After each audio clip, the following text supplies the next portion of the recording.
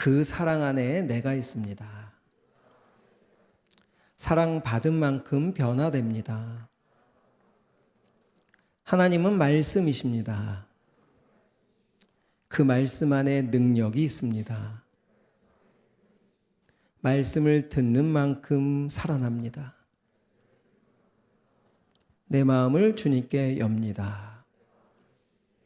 아멘. 자, 이제 여호수아가 마지막으로 가고 있습니다. 몇 주에 걸쳐서 큰 지파, 가장 큰 지파인 유다 지파에 대해서 분배 과정들을 들었습니다. 유다 지파의 수장이었던 갈렙, 또 그의 사위 온니엘, 이렇게 아무도 가지 않겠다라고 하는 산지와 그 두려운 아낙 자손들이 있음에도 불구하고 환경을 바라보지 않고 믿음으로 움직였던 유다 자손들. 12지파 중에 가장 큰 지파였어요. 그렇게 14장, 15장에 걸쳐서 유다 자손이 땅을 분배받았을 때 믿음으로 어떻게 행동했는지를 우리가 들었고, 또 지난주, 지지난주에 두 주를 통해서 16장, 17장을 통해 그 다음으로 큰 지파인 요셉 지파에 대해서 분배받는 과정들을 들었습니다.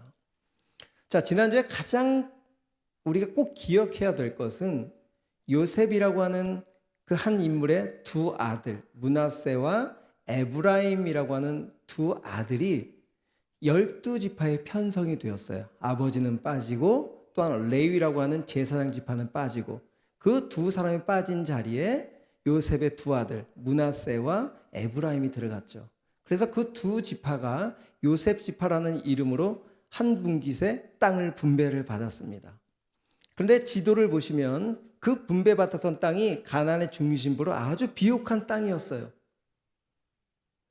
여러 평화들이 있었던, 그래서 이들이 받은 곳이 아주 중요한 세겜이라는 지역도 있고, 이들에게는 이 받은 땅이 다른 지파보다도 훨씬 넓은 땅이었기도 했지만 좋은 땅을 받은 거예요. 그런데 이들이 그 받은 땅에 대한 감사보다는 우리는 두 지파니까 한 분깃을 더 달라라고 요구했습니다.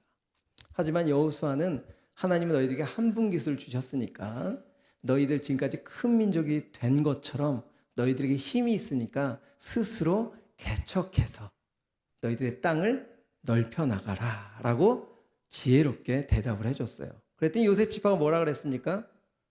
싫다. 그리고 자기들은 개척을 해나가지 않고 자기 땅에 주둔해 있던 원주민들, 게셀 주민들을 종으로 삼고 그들을 함께 살면서 타협, 종으로 부리기 시작했죠. 자신들의 편의와 이익을 위해 그렇게 선택했던 겁니다.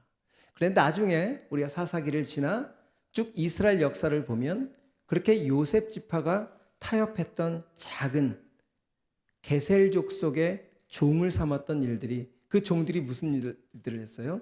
요셉 지파의 자녀들을 가리키고 그들에게 가나안의 신들을 제공하고 그들의 문화를 알려주면서 나중에는 하나님의 영적인 자녀들이 되어야 될 요셉 자손들이 다 타락하고 말았어요. 하나님을 잊어버리는 그런 불상사가 일어나게 되었습니다. 이것을 통해서 우리가 무엇을 깨달아야 됩니까? 우리의 일상 속에서도 작은 나의 이익과 유익을 위해서 죄에 타협하는 것들, 우리의 예배를 드려야 되는 이 시간에 예배보다는 내 중요한 것들 더 먼저 선택하는 그런 작은 타협이 지금 당장은 나에게 큰 문제가 되지 않지만 그 작은 타협이 나중에 내 영적인 모든 감각들을 무너뜨릴 수도 있다라고 하는 큰 메시지를 요셉 지파를 통해서 우리들에게 말씀하셨습니다. 여러분, 일주일 동안 살면서 타협한 것들 머릿속에 떠오른다면 오늘 예배 가운데 하나님, 지난주에 그렇게 말씀을 들었음에도 불구하고 여전히 내 삶은 말씀보다는 상관없는 삶을 살았습니다.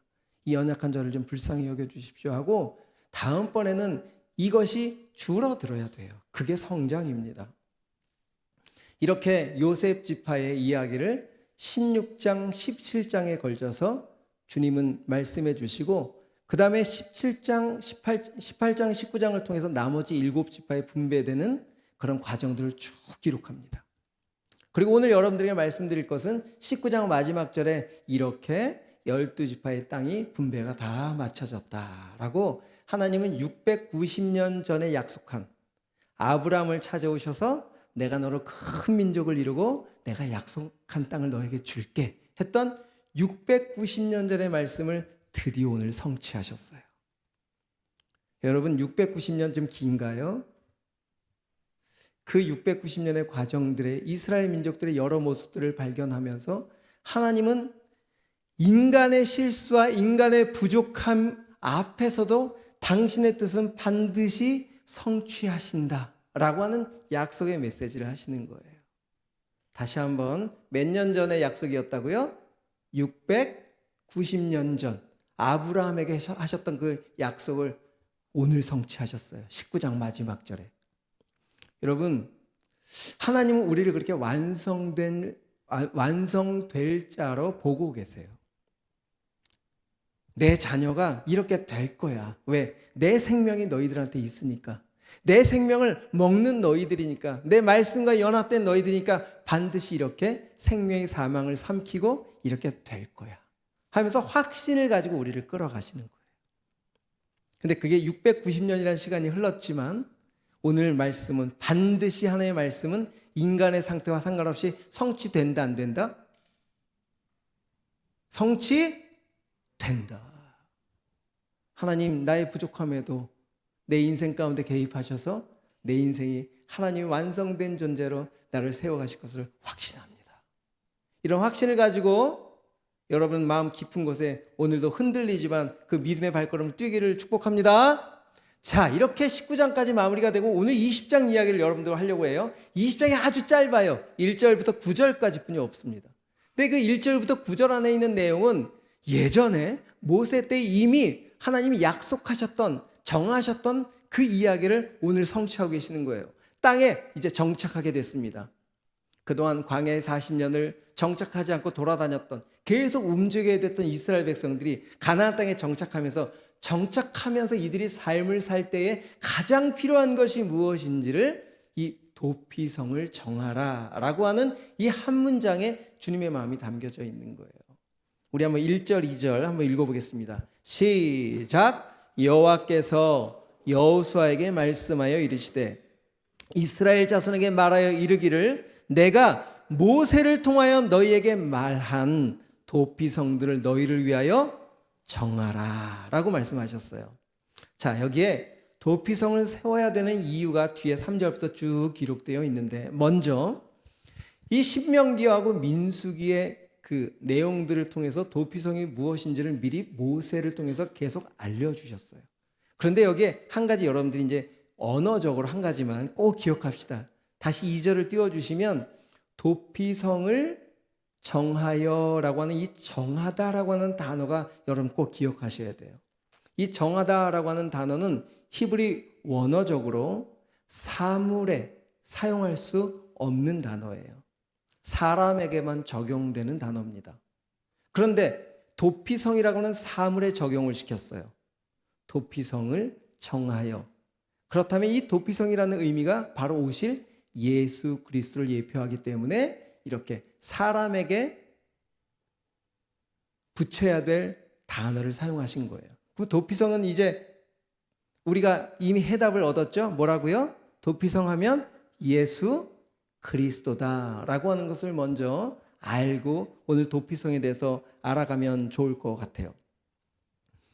자, 지금 일단 여러분들이 한울림 공동체가 정도가 됐다면 지금 상식적으로도 좀 알아야 될 것들이 한 가지가 있는데, 아까 12지파 중에 두 사람이 빠졌다 그랬어요. 누구라 그랬죠? 첫 번째 요셉, 두 번째 레위였습니다. 그 요셉은 두 아들을 통해서 땅을 분배해 주었지만 레위는 하나님이 제사장 직분을 주셨기 때문에 그 자체가 상급이고 기업이었어요. 그래서 땅을 분배하지 않았습니다. 꼭 기억하세요. 레위 자손들에게 땅을 줬다 안 줬다? 안 줬다는 거예요. 제사장 직분들이니까 너희들은 각 지파에게 성읍을 얻어서 흩어져서 살아라. 그래서 각 지파에게 성읍을 받아서 삽니다. 그래서 받은 성읍이 몇 개냐면 48개예요. 그게 여호수아 21장에 기록되어 있어요. 41절 레위 사람들이 이스라엘 자손의 기업 중에서 받은 성읍은 모두 48성읍이요. 그렇죠? 나머지 레위 지파 외에 다른 11지파로부터 성읍을 3개씩, 4개씩 받아서 48개 성읍을 받아, 그러면 레위 지파는 한 곳에 머물러 살았을까요? 다 흩어져 살았을까요? 다 흩어져 살았겠죠. 각 지파마다 있는 성읍에서 받은 성읍이니까. 이렇게 레위 사람들은 제사장 직분을 각 지파마다 들어가서 그 성전의 역할들을 감당하던 사람들이었습니다.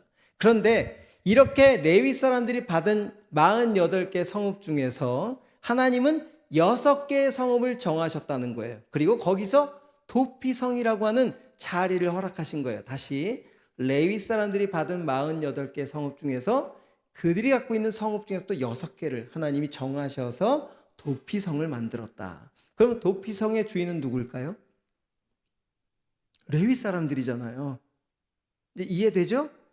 자, 그러면 사진을 보세요. 이렇게 12지파가 분배되어 있는 곳곳에 6개의 게데스, 바산, 골란, 길르앗, 라못, 베셀, 옆으로 가면 헤브론, 세겜, 이렇게 6군데를 하나님은 도피성이라고 장소를 정해 주셨어요. 참 자세히 보세요. 지역마다 도피성이 정확하게 중앙에 있죠. 그래서 어느 지역이든지 이 도피성으로 반나절이면 갈 수 있도록 하나님이 도피성이라는 위치를 아주 정확하게 허락해 놓으셨어요. 그리고 민수기에 또 신명기에 보면 도피성으로 가는 길은 그 성의 남자들이 매년 나와서 길을 잘 닦아 놓으라 그랬어요. 잡초가 나오면 잡초도 잘라놓고, 길이 누구든지 도망쳐서 그 피할 사람들이 그 길을 갈 때 불편함이 없도록 길을 잘 닦아놔라.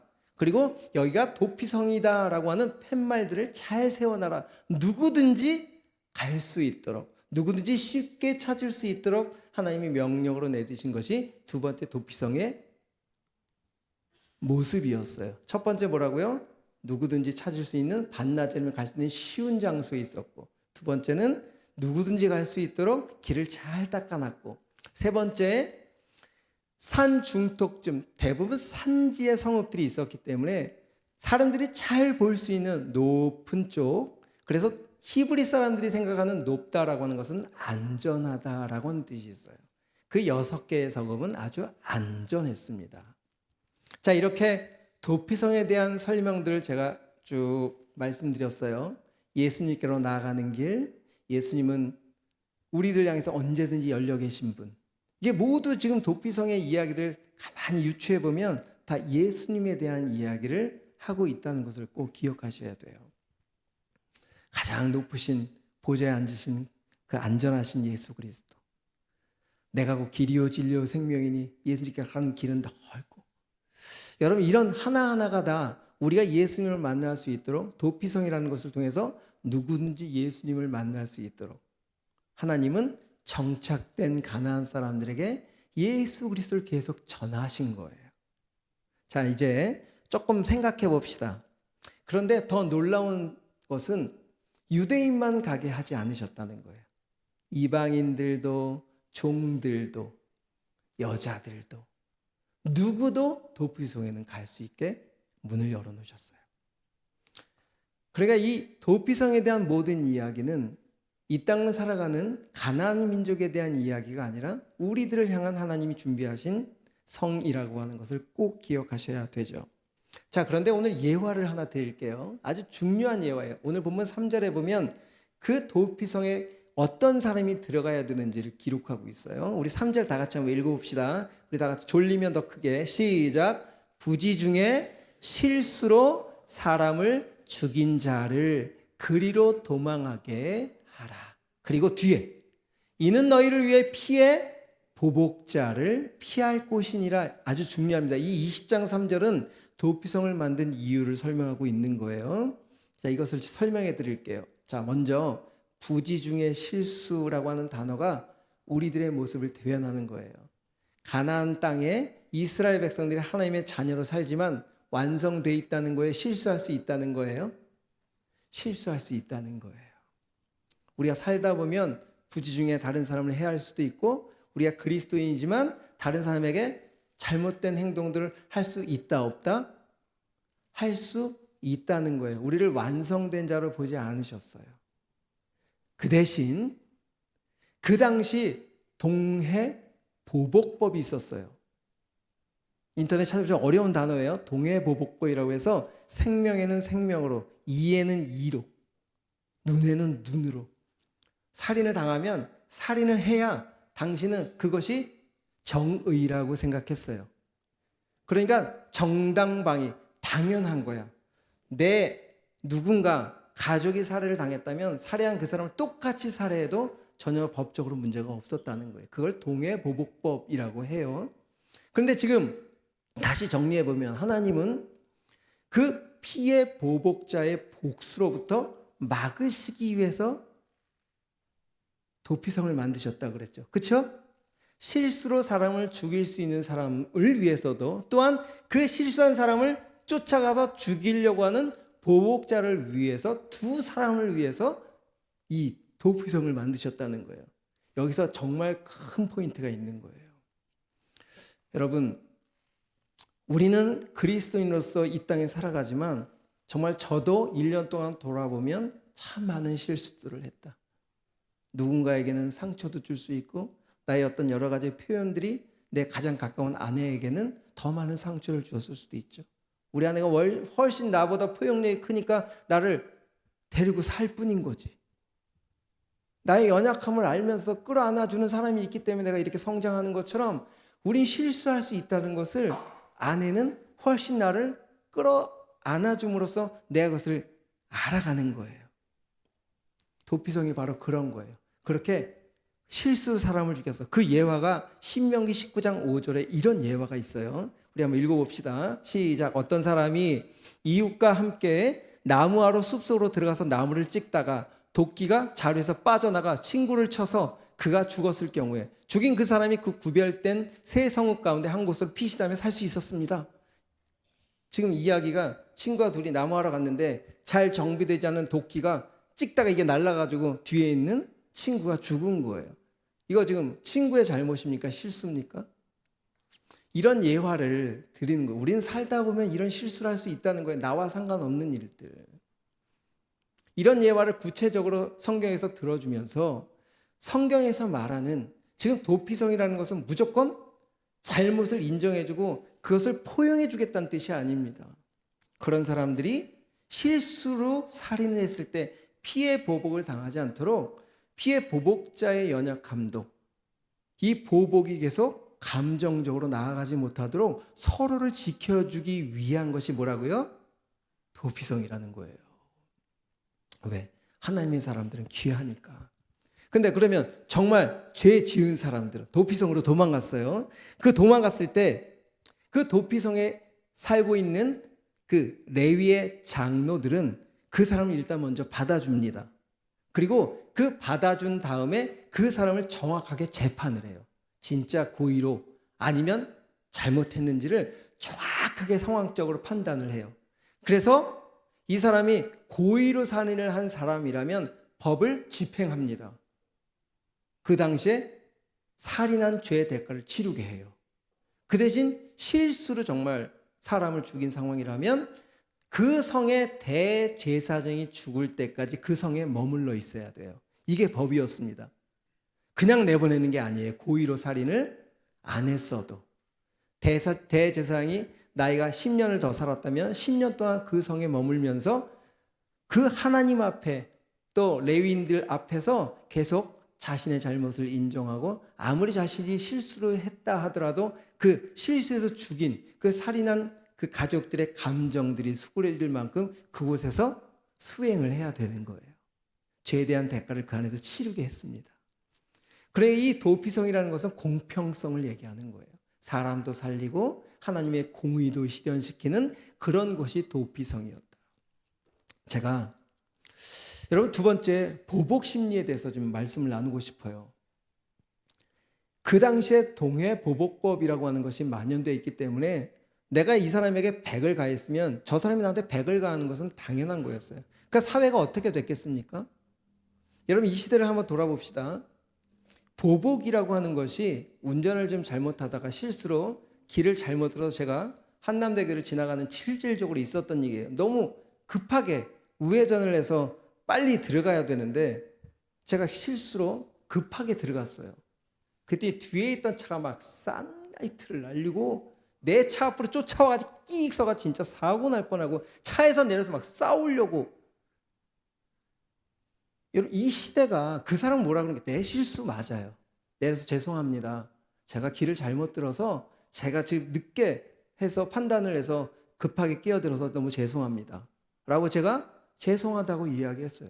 그 사람은 막 진짜 한 대 칠 것 같은 이런 보복이라고 하는 마음이 여러분에게는 없는 것 같아 보이지만 한번 당해보세요. 자, 지난주에 이건 실질적으로 이것도 있었던 얘기입니다. 우리 아내랑 치킨을 시켜 먹었어요. 그 브랜드는 되지 않겠습니다. 이게 좀 심각한 얘기거든요. 치킨을 시켜 먹었는데 맛있게 그 따끈한 치킨, 순살 프라이드 치킨을 한 2개씩 먹었어요. 세 번째 우리 아내가 탁 집어 먹으려고 하는데 바짝바짝 하는 게 보이는 거야. 그 치킨 껍데기에 철수세미가 박혀 있는 거예요. 야, 그걸 먹었다면 어떻게 됐겠어요? 근데 그걸 발견한 게 너무 감사하잖아요. 근데 그때 제 마음에 뭐가 올라올까요? 이 사람들이 예의가 없네? 뭐 이런 마음도 올라오고, 이 사람들을 어떻게 할까? 요즘에 음식 잘못하면 막 이상한 댓글 달고 장사 못하게 한다고 하고 이런 일들이 비일비재하잖아요. 우리 아내랑은 제가 요즘 이런 말씀을 준비하면서 다른 사람에 대한 우리들의 모습을 통해서 하나님의 덕이 무엇인지를 계속 고민하고 있는 차였기 때문에 우리가 서로 기도하면서 자, 지금 감정적으로 할 것이 아니라 내일 조신하게 가서 알려드리자. 그래서 그 다음날 둘이 손잡고 그 치킨집을 찾아갔습니다. 그리고 그분에게 문을 탁 여는데 한 60이 좀 넘으신 아주머니가 계속 치킨을 이제 굽고 있는 거예요. 튀기고 있는 거죠. 그래서 제가 그걸 딱 꺼내가지고 드렸습니다. 아주머니, 어제 저희가 치킨에서 이런 것들이 발견됐습니다. 조심하셔야 될 것 같아요. 큰일 날 뻔했습니다. 앞으로 치킨 튀기실 때 좀 조심하게 튀기십시오 하고 아주 점잖게 목사인 티를 냈죠. 팍팍. 그런데 정말 엄청난 대답이 들어왔습니다. 종종 있는 일이에요. 저 거기서 뚜껑이 막 이 속이 막 그것을 가끔 이렇게 닦으시면서 그게 몇 번 컨펌이 들어왔나 봐요. 여러분, 이 시대에 지금 21세기에 저는 이 상황을 통해서 그날 그분은 아주 무마하려고 치킨 한 마리 새로 튀겨드릴게요. 먹고 싶겠습니까? 종종 나온다는데 공유는 안 할게 어딘지. 왜냐하면 그분도 장사를 하셔야 되고 저희는 끝까지 그분에게 이러시면 안 됩니다. 누군가는 큰일 당할 수 있으니까 정말 조심하셔야 됩니다.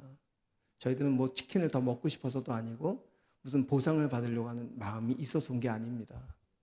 하지만 이것을 정확하게 알려드려야 누군가는 피해를 받지 않을 것 같아서 이렇게 왔습니다.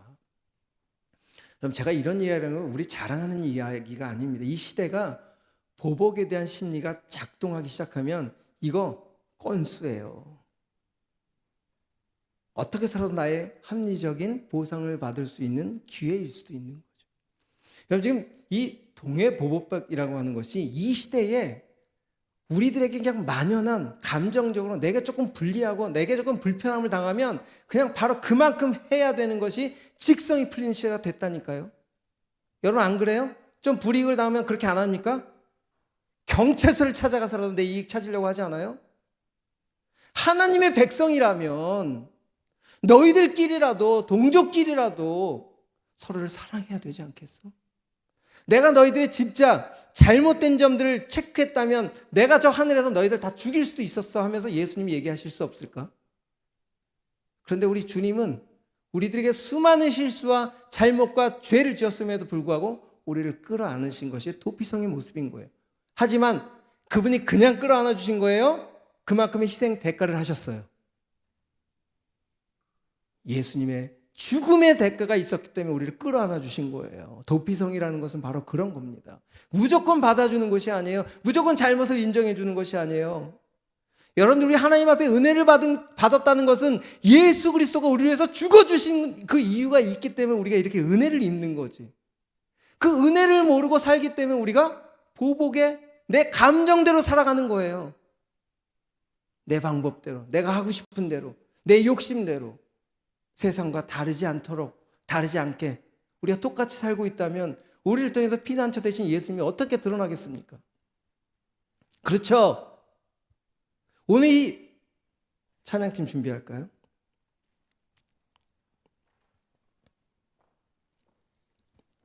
마지막으로 5분만 더 하고 마무리하겠습니다. 오늘 본문의 7절, 8절을 한번 보세요. 여호수아 20장 7절, 8절이 아까 사진 하나 띄워주시면 6개의 성읍의 이름들이 7절, 8절에 기록되어 있습니다. 그 이름들 한번 우리가 읽어볼게요.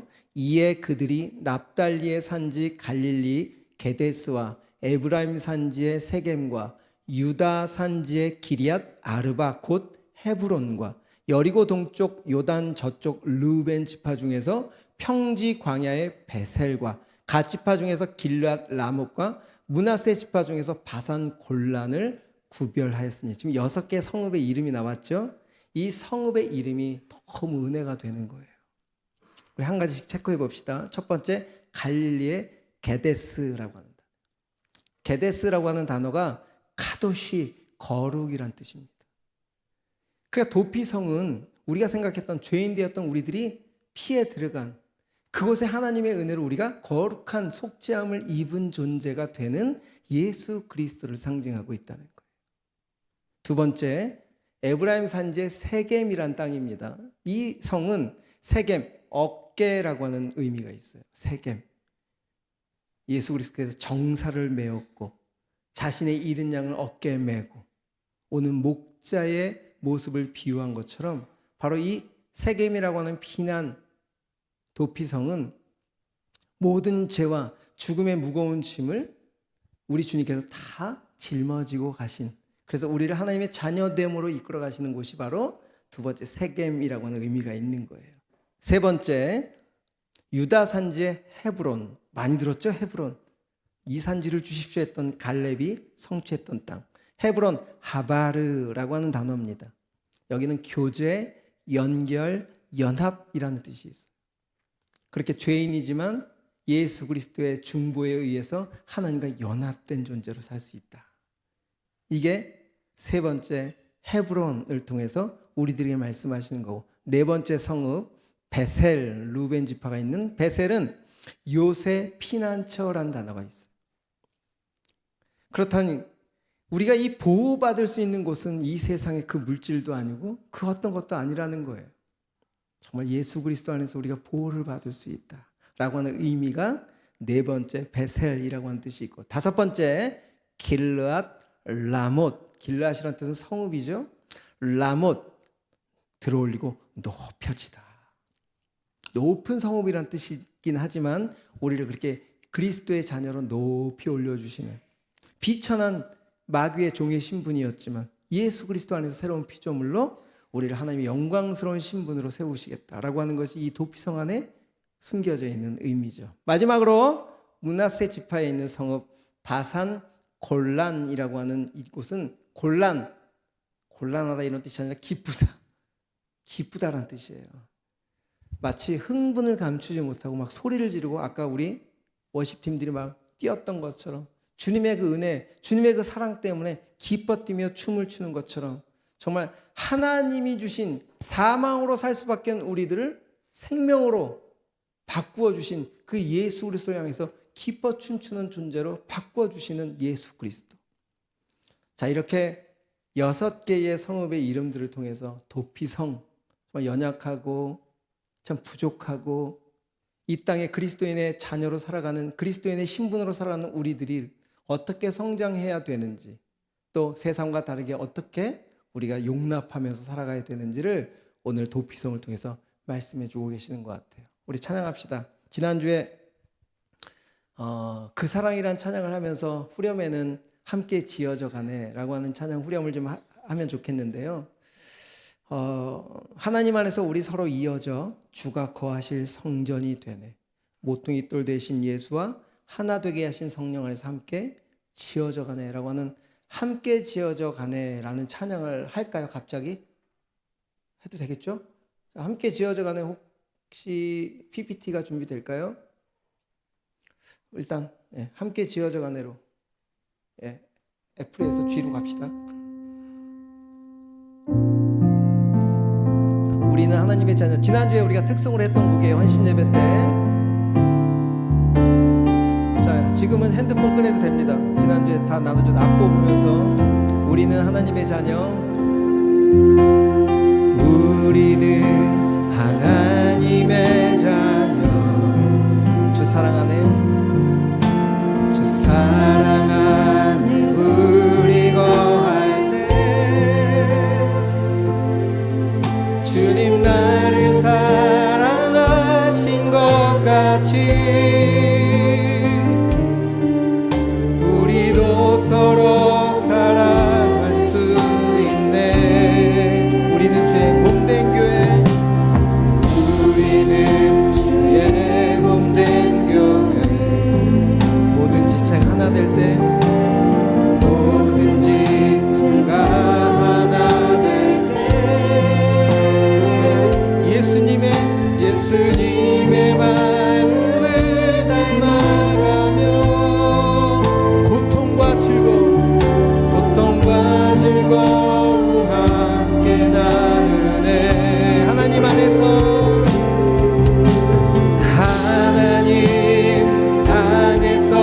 우리 서로 이어져 주가 거하실 성전이 되네. 모퉁이 돌 되신 예수와 하나 되게 하신 성령 안에 함께 지어져 가네. 우리 한 번 더 처음부터 고백해 볼까요? 우리는 하나님의 자녀. 다 같이 고백합시다. 우리는 하나님의 자녀. 주 사랑하네. 주 사랑하네. 우리 거할 때 주님 나를 사랑하신 것 같이 우리도 서로 사랑할 수 있네.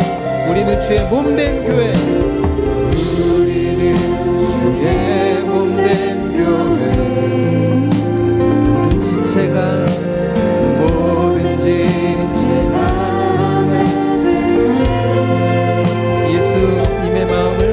예수님의 마음을 닮아가며 고통과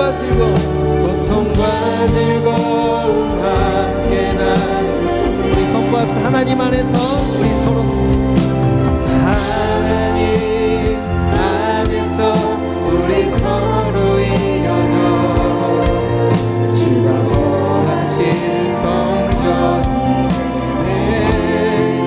모퉁이 돌 되신 예수와 나에게 하신 성령 안에.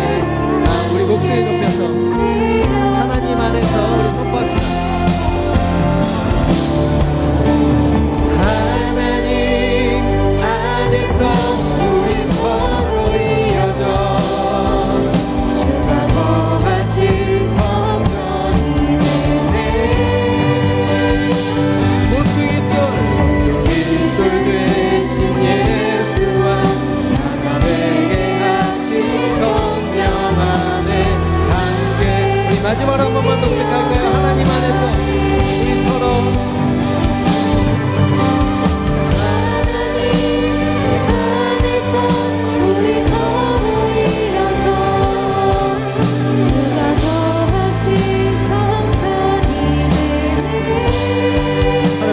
제가 이렇게 되게 되었옵소서.